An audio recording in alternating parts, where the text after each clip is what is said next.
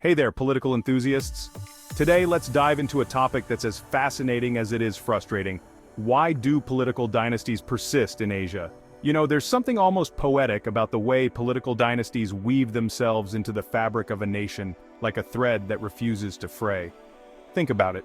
In many parts of Asia, it feels like the same names pop up again and again, as if they've got a monopoly on leadership. Look at the Marcoses in the Philippines, the Nehru-Gandhi family in India, the Park family in South Korea, and let's not forget the political legacies in places like Malaysia and Indonesia. It's like a never-ending game of musical chairs, where the same few families always seem to end up in the spotlight. But why is that? Why do these dynasties persist even when the people are crying out for change? It's not just about the power they wield, it's about the networks they've built over generations. These families don't just have political connections, they have wealth, influence, and a kind of brand recognition that's hard to shake off.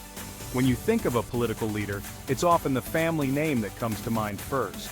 It's almost as if voters feel a sense of comfort in familiarity, even if that familiarity comes with a side of corruption or nepotism.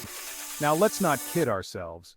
The allure of political dynasties isn't just about nostalgia or loyalty, it's about stability, or at least the illusion of it. People often believe that a familiar name at the helm will lead to continuity in policies and governance. But what happens when that continuity becomes stagnation? When the same families are in power for decades, innovation gets stifled, and the voice of the ordinary citizen gets drowned out. Take a moment to think about the impact of this. Young people, full of ideas and energy, feel disillusioned. They look at their political landscape and see a closed door.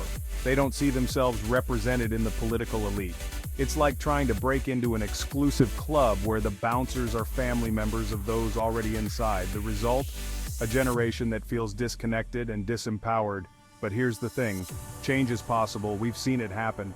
Look at the protests that erupted in various countries demanding accountability and transparency. People are starting to realize that they don't have to accept the status quo. They're waking up to the fact that their votes matter, that they can push back against the entrenched powers. Social media has become a powerful tool for mobilization, allowing voices that were once silenced to be heard.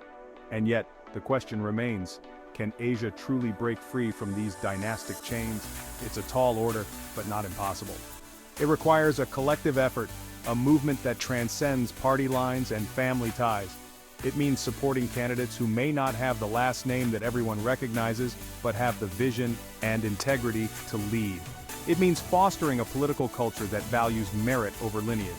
Imagine a future where political offices are filled by individuals who represent the diversity of the population, not just a select few families. Picture a landscape where policies are driven by the needs of the people rather than the interests of a dynasty. It's a future that's worth fighting for, and it starts with each of us. So the next time you hear a familiar name on the ballot, ask yourself, is this the best choice for my community? Is this the kind of leadership we need?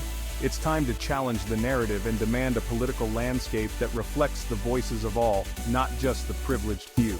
Because at the end of the day, we all deserve a seat at the table, and it's high time we reclaim our power. Thanks for watching.